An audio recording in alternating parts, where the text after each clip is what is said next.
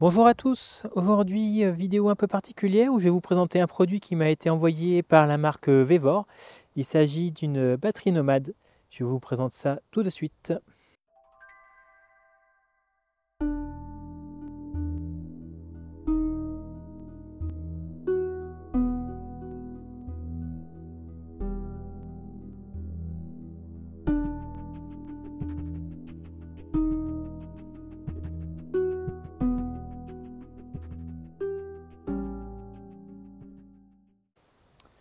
Une chose que je n'ai pas évoquée, c'est le prix. Alors le prix de base était de 189,99 €, mais après un échange de mails, j'ai réussi à obtenir une code professionnelle qui le fait passer à 179,99 €. Ce qui fait que c'est la batterie la moins chère du marché en concurrence avec une autre marque qui est exactement le même prix, du coup à 179,99 €. À ce prix-là, vous avez une autonomie de plusieurs jours pour aller vous balader soit à la pêche, soit en festival ou dans votre van si jamais vous en avez un. Bon, aujourd'hui il y a du vent, mais au moins il n'y a pas de pluie, donc j'en profite pour faire cette vidéo. J'espère que le son sera pas trop mal malgré tout. Donc j'ai reçu cette batterie nomade il y a 15 jours et ça fait 15 jours que je l'utilise pour la tester et aussi pour l'utiliser pour tous les jours parce qu'elle nous est actuellement indispensable. Je vais donc vous présenter quelques points que j'ai notés qui sont intéressants et d'autres qui me plaisent un peu moins. Alors je ne sais pas si c'est bien visible, je l'ai actuellement allumé, donc il y a des petits boutons poussoirs comme ça qui alimentent chacune des parties de la batterie. Donc à gauche, on a la pile avec le pourcentage restant de ce qui nous reste. Donc là, il nous reste 75%. Et là, vu qu'on tire 0 watts, il nous reste donc 99 heures, vu qu'on ne peut pas aller au-dessus évidemment. On a différents ports USB. Donc deux ports USB 10PD pour l'alimentation de PC portable ou de téléphone portable. Notamment le 100 watts peut faire l'affaire pour charger un petit PC portable de type Ryzen 3500U, ce qui est notre PC portable. Un USB PD si vous avez un câble mal pour un téléphone portable comme le mien, ou des classiques ports USB. Là ici, vous pouvez recharger à partir de la prise allume-cigare qui est disponible, qui est vendue avec la batterie. Et vous avez ensuite du coup la prise classique en norme française, allume-cigare. D'ailleurs, petite chose à noter qui n'est pas terrible, c'est que ça s'est barré à la première utilisation. Donc c'est pas gênant, mais faut le savoir. J'ai essayé de le remettre, mais ça tient pas vraiment. Donc là, comme ça tient. Mais sans ça, là, j'arrive pas à le refaire tenir. Donc voilà. Et du coup, là aussi, et là, deux petits ports DC. Donc 12 volts, 16 volts, 10 ampères. Là, on pourrait charger un panneau solaire. Alors, la maximum de capacité, c'est 120 watts. Alors, nous, ce qui nous est bien utile, c'est cette petite lampe. Au début, on ne pensait pas vraiment en avoir utilité, puis au final, on l'utilise tous les soirs, car elle fait la veilleuse dans notre camping-car pour notre bébé.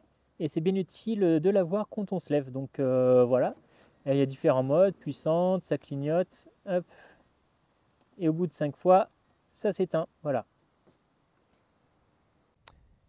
Sachez que le maximum de puissance de décharge qu'on peut avoir sur cette batterie nomade, c'est de 300 watts. Donc 300 watts, qu'est-ce qu'on peut faire? Ça va être par exemple l'utilisation d'un PC portable gamer qui peut monter à autour de 200 watts. Et ou alors on peut combiner en fait plusieurs appareils électriques. On peut charger du coup à travers les 4 ports USB plus quelque chose qui est branché sur la prise électrique.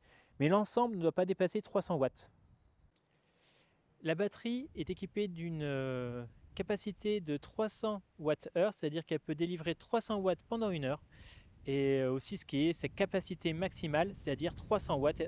Donc là par exemple, j'ai branché mon PC gamer. Alors désolé pour le son, mais il y a du vent aujourd'hui. Et là par exemple, je ne sais pas si vous le voyez à l'écran, elle charge à 117 watts. Et du coup elle me donne 2 heures de recharge. Là en plus j'avais 0 batterie, j'avais oublié d'éteindre mon PC la nuit. Donc du coup là elle recharge mon PC portable en direct. Là, on voit qu'il n'y a plus rien. Et du coup, là, on est à 75 watts à peu près.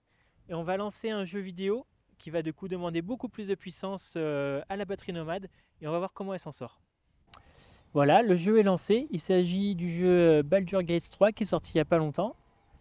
Et là, la batterie donne 178 watts de puissance.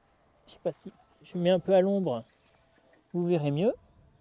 Donc là, 70%, il reste 1 heure et on consomme 180 watts. Alors, la batterie ne fait pas des demi-heures ou quoi. Donc, non, Isis, elle veut voir un peu ce que je fais. Donc il reste à peu près en fait 1 heure et demie de charge, mais vu que c'est pas 2, et ben elle met 1. Donc là je pourrais jouer avec une batterie vide, grosso modo 1 heure et demie avec cette batterie. Sachant qu'elle fait 23 cm sur 12 sur 16, elle est très compacte. Elle pèse environ 3,2 kg, ce qui est très raisonnable. Et nous, ce qui est parfait, c'est qu'elle rentre parfaitement à côté de notre Genimix. Donc du coup, sur le frigo, il reste juste un peu de place et on peut on l'utilise tous les soirs pour recharger nos téléphones portables. Donc vu qu'elle rentre parfaitement à côté de notre Genimix sur le frigo, on branche la cigarette électronique, l'iPhone de cerise et mon téléphone portable. Et voilà. Donc je vais essayer avec un autre PC portable, celui de cerise, pour vous montrer un peu ce que ça donne sur quelque chose, un PC de moins de grande puissance. Donc là on est à 180 watts, ce qui est vraiment le maximum de mon chargeur de PC portable. On va voir ce que ça donne. Voilà, j'ai mis le PC de cerise, hop, on n'est pas connecté sur internet, et là je l'ai branché du port directement sur le port USB de la batterie Nomad. Et ça fonctionne puisqu'on voit qu'ici, actuellement, le PC consomme 15 watts. Ce qui est vraiment ridicule par rapport à mon PC, mais c'est normal, c'est pas tout à fait la même utilisation. Et donc on peut charger, là cette fois-ci, entre 7 et 8 heures. Ce qui est complètement différent. Évidemment, si je mets un jeu vidéo sur le portable de cerise, désolé pour le vent, ça consommera plus, mais on ne va pas excéder 30-35 watts. Donc là, on pourrait tenir quasiment 8 heures avec une charge complète de la batterie. Et à propos de charge, c'est un des points négatifs sur lequel je voulais revenir, qui est pour moi le bémol, si je puis dire, de cette batterie, qui est vraiment, qui reste le premier prix du marché actuellement, à que je sache en tout cas. C'est la vitesse de recharge. Alors, hop. La batterie est livrée avec cet adaptateur, donc qu'on branche ici là sur le input, tac, comme ça. Sauf que ça, les données techniques indiquent une charge maximale de 57 watts, ce qui est extrêmement peu, parce qu'il faudrait du coup 6 heures pour charger totalement cette petite batterie. Et c'est ça que je trouve dommage, parce que ça va limiter l'utilisation. Dans le sens où vous voulez partir en festival, un week-end, etc. Et vous revenez chez vous après, et que vous avez besoin juste d'énergie pour ce week-end, et cette batterie peut faire l'affaire parce que vous allez charger chez vous. Mais pour des nomades, le fait que ça peut se recharger très vite est un énorme avantage, dans le sens où vous avez plus de batterie, il pleut, votre courbe électrogène est HS, plein de choses, et vous voulez utiliser cette batterie Nomad pour vous mettre un peu d'électricité dans votre véhicule, et vous pouvez essayer de le prendre et aller voir un bar et demander, excusez-moi, je commande une bière, machin, est-ce que je peux brancher cette batterie en attendant que je boive ma bière?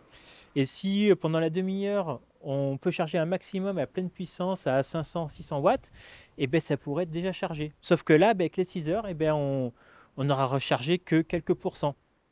Alors on peut gagner un peu en puissance, un peu en vitesse de charge, si on couple un chargement secteur par là et un chargement par USB PD. C'est-à-dire qu'il faudrait un autre chargeur. Alors des chargeurs qui délivrent 100 watts, il n'y en a pas beaucoup. Moi, pour un précédent voyage, j'avais acheté un chargeur de 45 watts en USB PD comme ça, ce qui était déjà exceptionnel.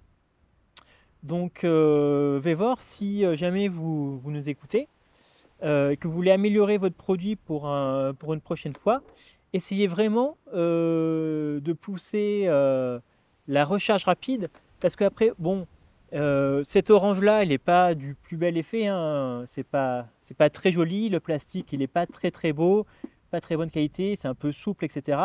Mais ça, c'est du détail, ça reste esthétique. Mais par contre, une charge beaucoup plus rapide serait vraiment très appréciable. En dehors de ça, pour le prix, j'ai rien à lui redire. Nous, ça fait 15 jours qu'elle nous sauve la mise tous les soirs parce qu'on n'a plus d'électricité dans le camping-car parce que notre batterie lithium est tombée en rade. Donc, on est très très content de l'avoir. Et, euh, et voilà, on est pour 180 euros parce que forcément, vous allez avoir un lien en description pour l'acheter. Ça me permet aussi de me soutenir dans mes vidéos et nos voyages et notre famille avec Cerise. Vous pouvez l'acheter avec une petite réduction via ce lien-là. Voilà, bah écoutez, j'ai fait le tour. Si vous avez des questions, vous pouvez laisser en commentaire ou directement s'adresser à Vevor, hein, si c'est une question ultra technique que moi je pourrais peut-être pas avoir la réponse. Donc voilà, je vous souhaite une très belle journée et bah écoutez, n'hésitez pas à acheter cette petite batterie pour 170-180 euros, ça peut vous sauver la mise. Comme nous, ça a sauvé notre mise à nous parce que ben, quand il n'y a plus d'électricité dans le camping-car, ben, il n'y a plus de pompe, il n'y a plus rien, il n'y a plus de lumière et on est bien, bien content d'avoir ce petit appareil. Ben, écoutez, je vous souhaite une très belle fin de journée et puis à bientôt.